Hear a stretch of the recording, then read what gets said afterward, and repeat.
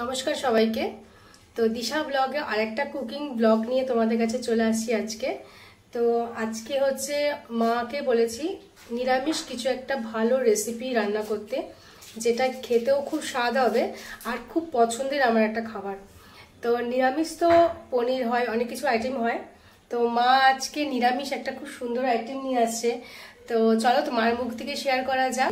আজকে নিরামিষ একটা সোয়াবিনের কাবাবের ঝোল করব, একদম মাংসের মতন করে, কিন্তু নিরামিষ, পুরাটাই নিরামিষ আইটেম হবে। তো পুরোটাই নিরামিষ আইটেম হবে। তো মা আজকে উপোস আছে, কালী পুজোর উপোস করেছে। তো মা বলছে যে আমি উপোস করেছি, তো নিরামিষ কিছু একটা আইটেম দেখাই। তো এই জন্য নিরামিষ একটা আইটেম নিয়ে চলে এসেছে। তো চলো শুরু করা যাক। শুরু করো তাহলে, দেখাই তোমাদেরকে কি কি আইটেম। সোয়াবিনটা সেদ্ধ করা হয়েছে। এখন সোয়াবিনটা মিক্সি জারে রাউন্ড দিয়ে নেবো। আচ্ছা, তাও বেশি মিহি করবো না, হাফ মিহি করবো, অল্প অল্প করে করো, কারণ ছোট বাটি তো।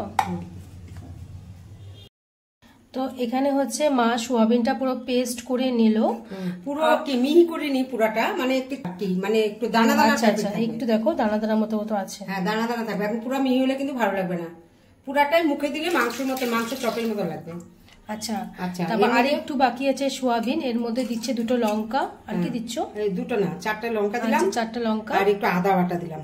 আদা একসঙ্গে রাউন্ড দিয়ে নিই, তাহলেই হয়ে যাবে।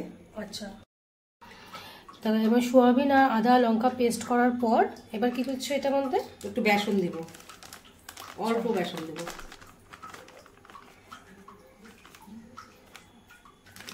আচ্ছা, একটু বেসন দিল।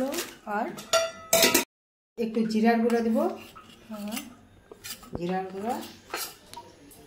আর একটু লঙ্কার গুঁড়ো, কাশ্মীর লঙ্কার গুঁড়ো। আর একটু গরম মশলা গুঁড়ো।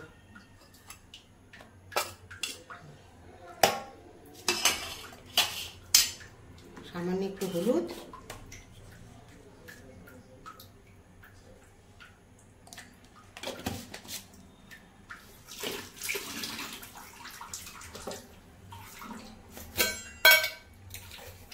এই যে 1 চামচ মিষ্টি দিলাম, চিনি।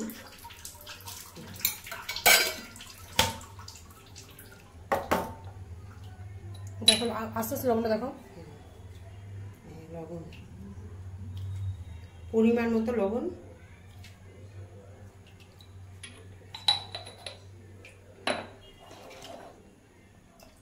এখন এটাকে পুরা মাখ।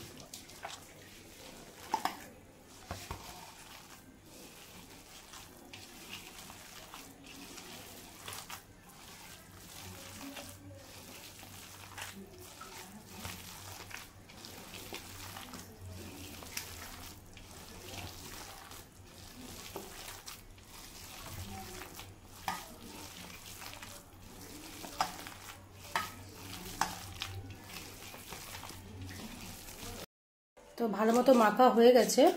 এটা কি দিচ্ছ? সামান্য একটু খাওয়া সোডা দিচ্ছি। আচ্ছা, দেখো ভালো মতো কিন্তু মেখে নিয়েছে। আর সামান্য একটুখানি দিয়েছে হচ্ছে খাবার সোডা। তো এখানে হচ্ছে মা তেল গরম করতে বসিয়ে দিয়েছে। এটা হচ্ছে সাদা তেল, রিফাইন অয়েল। তো মা এখানে বানিয়ে নিয়ে ফেলেছে চপের মতো করে কোপ্তা।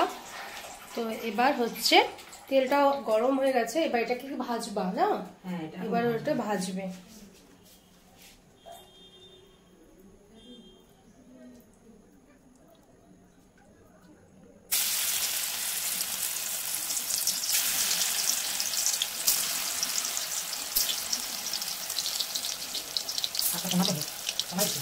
এখন নিয়ে রেখেছে না? তেলটা বেশি গরম হয়ে গেছে। আচ্ছা,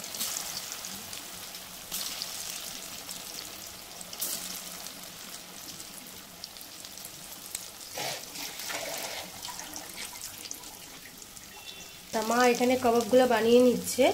এখানে কিছু কাবাব হচ্ছে বানানো হয়ে গেছে, আর কিছু হচ্ছে এখানে বানাচ্ছে, আর কিছু এখানে আছে। তো জিরা তেজপাতা সম্বাদে আলুটাকে ছেড়ে দিলাম। আচ্ছা,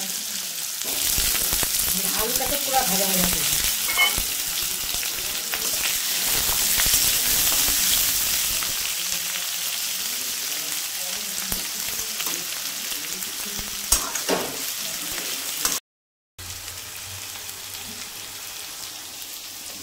তো এখানে মা কোপ্তাগুলোকে খুব সুন্দর করে ভেজে রাখছে, আর এখানে হচ্ছে আলুটাকে ভাজতে চায়।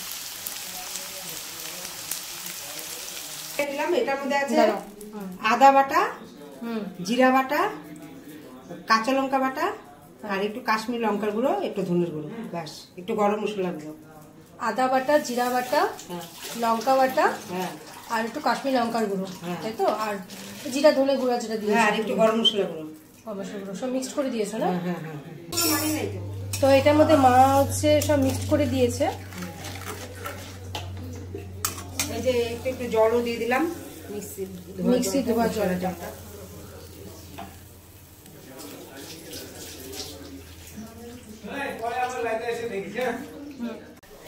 তো এখানে হচ্ছে মশলাটা কষাচ্ছে মা। যখন তেল বের হবে, হ্যাঁ, তারপরে বাকি দিয়ে দিবা না?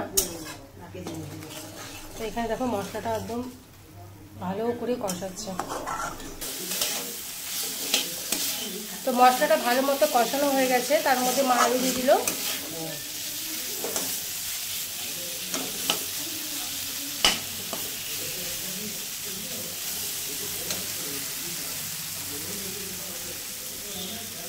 ঝোলটা একটু বেশি দিতে লাগবে, কারণ ওই যে ওইগুলো সব টেনে নেবে। মশলাটা কষার পর জল দিয়ে দিল না? হ্যাঁ।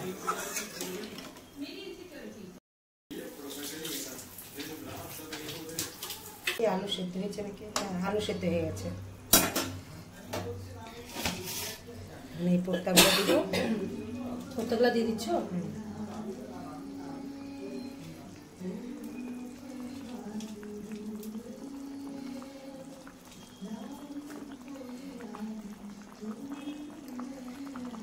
সোয়াবিনের কোফতাও বলে, কাবাবও বলে,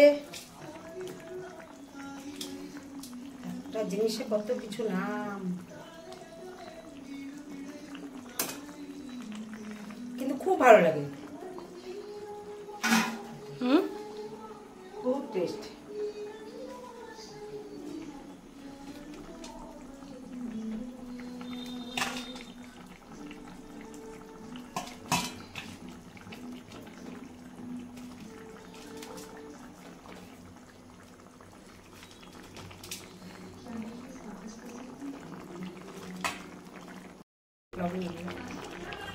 দেখো তো লবণ ঠিক হয়েছে নাকি? এই স্টাইলটা তো আমিও পারি না, লবণ টেস্ট করতে। হাতের ওজনটা ঠিক আছে, ঠিক আছে লবণ টুবন সব? বাবা একবারে সব লবণ হয়ে গেছে। একবার ঘরে এরকম টাইপের করে খেয়ে দেখো, খুব ভালো লাগবে। নিরামিষের দিনে শুধু পনির খেলে হবে না, এই টাইপের আইটেম করে খেয়ে দেখো, দারুণ দারুণ। তো মার হচ্ছে দেখো এই কোপ্তার রেসিপি হচ্ছে রেডি, আর মা দারুণ হয়েছে, এটা দেখেও মনে হচ্ছে খেতে ইচ্ছা করছে।